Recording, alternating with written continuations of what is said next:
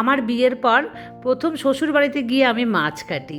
মানে দু একবার আমি বাপের বাড়িতে মাছ কেটেছি কিনা আমি জানি না, মনে হয় না আমি কোনো দিন কেটেছি। তো বিয়ে যখন হয়ে গেছে, আমি বৌমা হয়ে গেছি, তো মাছ আনলে কিন্তু আমাকে মাছ কাটতে দিত। আর আমি মাছ কীভাবে কাটতাম জানো, আমি তো জানতামই না, মানে অনেক কষ্ট করে দেখেছি মাকে কাটতে, তো সেই রকম বুদ্ধি করে কাটার চেষ্টা করতাম। কোনোটা ছোট, কোনোটা বড়, মানে একদমই যে সবার মতন সমান করে, যেটা আমার মার মধ্যে আমি দেখি। একটা ছোট মাছকেও এমন সুন্দর করে মানে সমান ভাগ করবে না, সেটা মানে সবাই যেন সমান পায় মোটামুটি, সেই জিনিসটা কিন্তু আমি দেখি। তবে আমি এখনও অতটা পারি না, কিন্তু বিয়ের পর প্রথম যখন ওরকম আমাকে দিত, আমি ভ্যাবাচাকা খেয়ে যেতাম যে মাছটা কী করে কাটবো, আমি তো পারি না। যাই হোক, ওখানে গিয়ে আমি মৌরলা মাছ কাটা প্রথম শিখেছি। মৌরলা মাছ কাটা আমি এখনও ভালো পারি না। তখন মানে প্রথমবার যেবার আমাকে বলেছিল মাছটাকে এরকম মানে একটু ঘষে নিয়ে পেটটাকে একটু টিপে দিতে হবে, আর আমি ওটা করতে গিয়েছি, পুরো মাছ তেতো হয়ে গেছে রান্নার পরে। মানে আমি ভেতরের যে মানে থাকে না নাড়ি ভুড়ি, ওই ছোটো ছোটো মাছগুলোও তো থাকে, সেটা আমি ফেলতেই পারিনি। কীভাবে করেছি আমি এখন শুধু ভাবি যে কিছুই কি পারতাম না তখন, সত্যি কিছুই পারতাম না তখন আমি।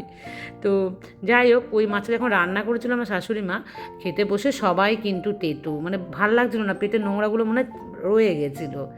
তো সেখান থেকে এখন আমি একটু একটু করে শিখেছি। তবে এখনও মাছ কাটার একদমই এক্সপার্ট আমি একদমই নই আর কি। আর আমার এটা মনে আছে খুব ভালোভাবে, একদিন আমার শ্বশুরমশাই বাজার থেকে সন্ধেবেলাতে অনেকগুলো পুঁটি মাছ কিনে নিয়ে এসেছিলো। মানে হয় না নদীর পাশ থেকে মাছ, বা বিল, খাল বিল ওরকম। আমার শ্বশুরবাড়ির পাশে তো নদী নেই, খাল বিল আছে, তো ওখান থেকে দেখবে জ্যান্ত দেশি মাছ আনে। তো আমার শ্বশুরমশাই কিন্তু খেতে খুব ভালোবাসেন। তো একদিন সন্ধেবেলা এরকম নিয়ে এসছে বাড়িতে। তো বেশ অনেকটা পরিমাণে, মনে হয় 400-500 গ্রাম হবে। এতটা যদি ছোটো মাছ হয়, বুঝতেই পেরেছো কতগুলো মাছ, ছোটো মাছ। তো ওই মাছ আনার পরে কে কাটবে, তো সন্ধে হয়ে গেছে। আমার এটা মানে এখনও জল জল করে চোখের ওপরে। তো আমি বৌমা, আমার ওপর এসে পড়েছে সেই দায়িত্ব। তো সন্ধ্যের পরে আমার শ্বশুর বাড়িতে তখন মানে এখন যেরকম সেরকম ছিল না, একটা অন্যরকম ছিল, বাইরে খুব বেশি আলোর ব্যবস্থা কিন্তু ছিল না। তো সেই হয় না, হেরিকেনও নয়, বাতি জ্বালানো। তোমরা হয়তো অনেকেই জানো, বাতি চেনো, মানে নতুন জেনারেশন হয়তো, যেমন আমার মেয়েরা বাতি চিনবে না, কিন্তু আমার জেনারেশন বা আমার পরের জেনারেশনও হয়তো চিনবে। তো সেই বাতি নিয়ে আমার মানে শ্বশুরমশাই আমার পাশে বসেছিল, আর আমার শ্বশুরবাড়িতে একটা আম গাছ ছিল উঠোনের মাঝে, এখন নেই। তো সেই আম গাছের গোড়াতে ওরকম ছাই নিয়ে, আর তখন তো উনুনে রান্না হতো আমার শ্বশুরবাড়িতে, ছাই থাকতো, তো ওখান থেকে ছাই নিয়ে আমি মানে কাটছি। আর অতগুলো গুঁড়ো মাছ কাটতে, বুঝতে পেরেছো, পুরো আমি বুড়োই হয়ে গেছিলাম, আর আমি তো পারি না। কিন্তু আমার শ্বশুরমশাই ততক্ষণ ওখানে পাশে বসেছিল যাতে আমি ভয় না পাই, আর তুমি করো, মানে উনি এনেও যে এত বোকা হয়েছিল যে এই মেয়েটা পারছে না, উনি দেখেছে পুরো আমাকে হাতে নাতে, যে ওটা করতে গিয়ে আমার নাজেহাল দশা হয়ে গেছিলো, কিন্তু উনি আমার সাথ দিয়েছিল। মানে এটাই ভীষণ ভালো লেগেছিলো যে উনি আমাকে ছেড়ে চলে যায়নি ওই অন্ধকারের মধ্যে বাইরে একা। মানে সন্ধ্যের সময় আনা হয়েছিল, তো তাই দিয়ে কাটার পর তখন ভেবেছিলাম কি কঠিন এই কাজ, আর এতগুলো মাছ যেন কোনো দিন না আনে। আমার হাজব্যান্ডকে আমি এখনও বলি, যদি কখনো আনো না ছোটো চুনো মাছ, 200 থেকে 250 গ্রাম, এর বেশি কিন্তু আনবেই না। আর ওই চুনো মাছ বাজারে আমাদের এখানে কেটে দিতে চায় না, কেটে দিলে পয়সা বেশি দেবো, তারপরেও বলে কি না, না না আমরা এই ছোটো মাছ পারবো না, যদি আপনি নিয়ে যান বরং 10 টাকা কিলো তো কম নেব, তাও ভালো, আমরা কেটে দেবো না। তো অনেক জায়গাতেই হয়তো কেটে দেয়। যাই হোক বন্ধুরা, দেখো এখন জামা কাপড় গুছিয়ে ভাঁজ করলাম, আর কী কী রান্না করছি তোমরা দেখেই নিয়েছো। দিয়ে আমি কিন্তু বেশ অনেকটা বেলাতেই আজকে কাজে এসেছি, সকাল থেকে খুব একটা বেশি ইচ্ছে আমার করছিল না, তারপরেও ভাবলাম যে না, এবার শুরু করাই যাক, কারণ আমার মিষ্টি মিষ্টি সমস্ত বন্ধুরা আমার জন্য কিন্তু অপেক্ষা করছে। আর সুমিতা আমাকে বলেছে ও আমার পরপর 4টে ভিডিও দেখে নিয়েছে, ও বিয়েবাড়ি গিয়েছিল তাই দেখতে সময় পায়নি। তো অনেক ভালোবাসা সুমিতা তোমাকে। আর সুমিতা বলেছে যে ওর হাজব্যান্ডও নাকি বিয়ের সময় আমাদের যে হস্তবন্ধন হয় না, তখন ওই ভেতরে কিন্তু ওর হাতেও চিমটি কাটছিল, যেটা আমার হাজব্যান্ডও কিন্তু বিয়ের সময় আমার সাথে এই দুষ্টুমিটা করেছে। আমার হাজব্যান্ড মানে খুব রসিক তা নয়, তবে এই ধরনের কিছু কিছু কাজ যেগুলো করে না, সেগুলো কিন্তু বেশ হাসি পেয়ে যায়।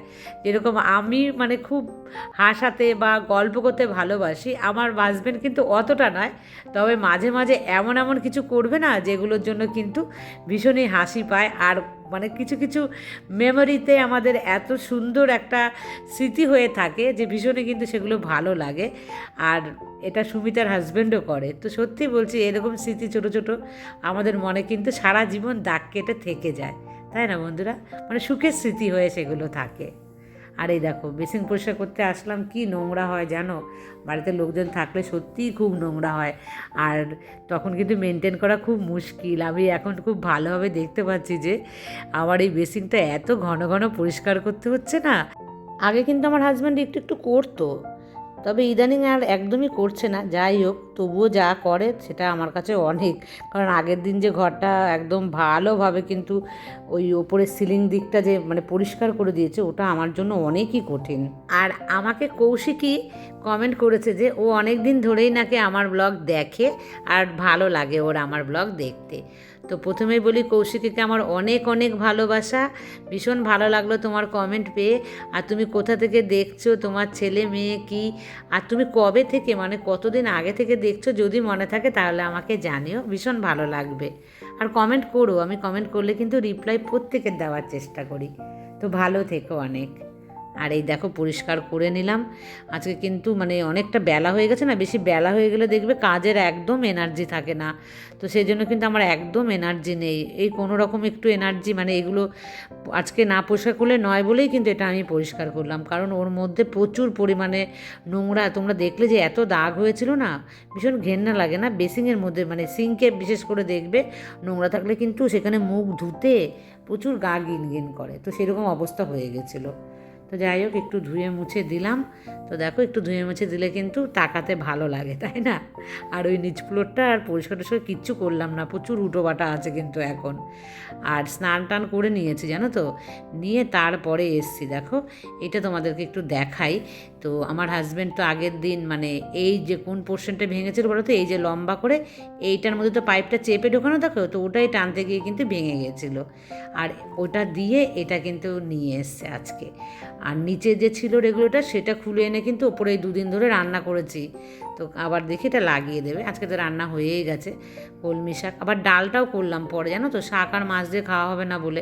হাজব্যান্ডের খুব প্রিয় মুসুর ডাল হচ্ছে টমেটো দিয়ে। তো এটা দিয়েই কিন্তু মানে এই 3টেই হচ্ছে আজকের লাঞ্চ টাঞ্চ করে নিয়েছি। তারপরে দেখো মনে পড়েছে যে জামা কাপড় তো আমার হাজব্যান্ড দিয়েছিল ওয়াশিং মেশিনে, এক গুচ্ছ জামা কাপড়।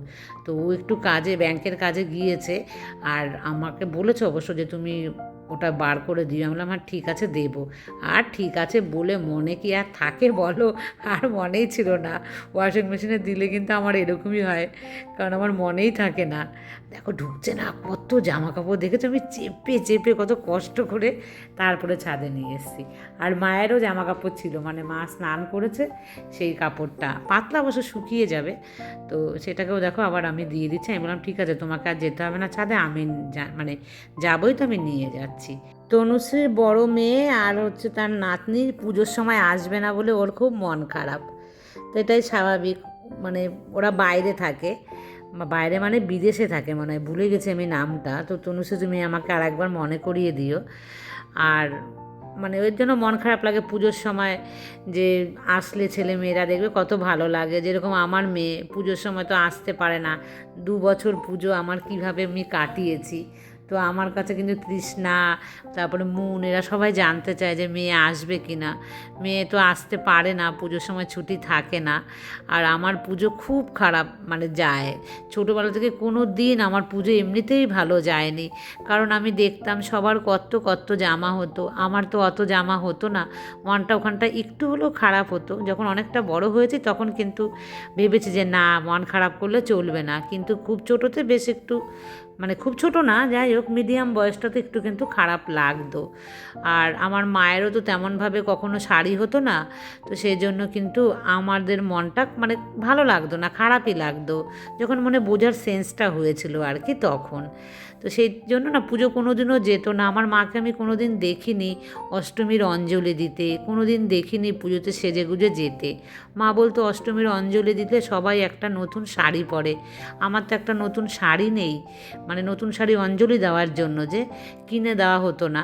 আমার বাবা যে একেবারে অসমর্থ ছিল তা কিন্তু নয় একদমই, কিন্তু আমার বাবার মধ্যে না ওই জিনিসটা ছিলই না যে ঠিক আছে বছরে সবাই করে, সে ভাবতো যে না সব মানে সেভিংস করি, রাখি, অপচয় না করি। আমার বাবা নিজেও কিন্তু তার জন্য কোনো দিন কিনতো না, জোর করে মা হয়তো কিনে দিত তাই। তো আমি ওরকমই দেখেছি। তো আমার মায়ের কিন্তু মন তখন একদমই ভালো থাকতো না, আর আমাদেরও মন ভালো লাগতো না।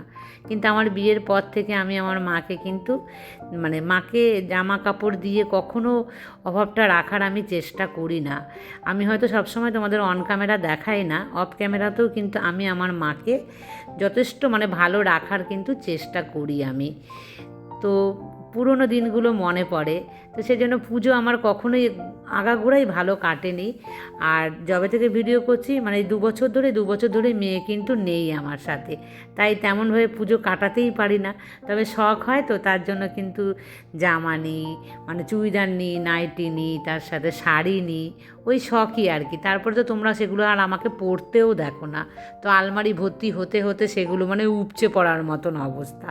তো এবার ভেবেছি বেশি শাড়ি আমি নেব না, যেহেতু আমি কুর্তিই পরি, তো কুর্তি আমি কিনবো, কতগুলো ওয়ান পিস কিনবো, তো এটাই ভেবেছি। আর পুজোর কিন্তু বেশি দেরি নেই, তাই না বন্ধুরা? তোমরা কে কী নেবে আমাকে কিন্তু কমেন্টে জানিও। আর আমার না কি বলো তো, পুজোর অনেক লেট হয়ে যায় জামা কাপড় কিনতে। আমি পারি না পুজোর খুব আগে আগে কিন্তু কিনতে, আমার খুবই দেরি হয়, কারণ আমাদের অনেক দিক ব্যালেন্স করতে হয় তো সেই জন্য। আর আগে যেহেতু আমি কিনি না শাড়ি টাড়ি, তার জন্য কিন্তু আমি ব্লাউজ বানাতেও পারি না। আমি সব সময় পুজোর পরেই কিন্তু ব্লাউজ বানাই। যাই হোক বন্ধুরা, রান্নাঘর ভালোভাবে পরিষ্কার করে নেওয়ার পরে আমি কিন্তু চা বানাচ্ছি, তো আমার হাজব্যান্ড আর আমার মায়ের জন্য। তো আগের দিন জানো তো আমার হাজব্যান্ডকে একটু চা কম দিয়েছিলাম, ও চা বেশি পছন্দ করে না, বারবার বলবে কিন্তু খাবে কম। তো একটু কম হয়েছিল বলে আমাকে বলেছে এত কম। আমি বললাম কম দিলেও আবার বলছো কম, বেশি দিলে বলছো এত বেশি, কাপ ভরে কেউ চা খায় নাকি?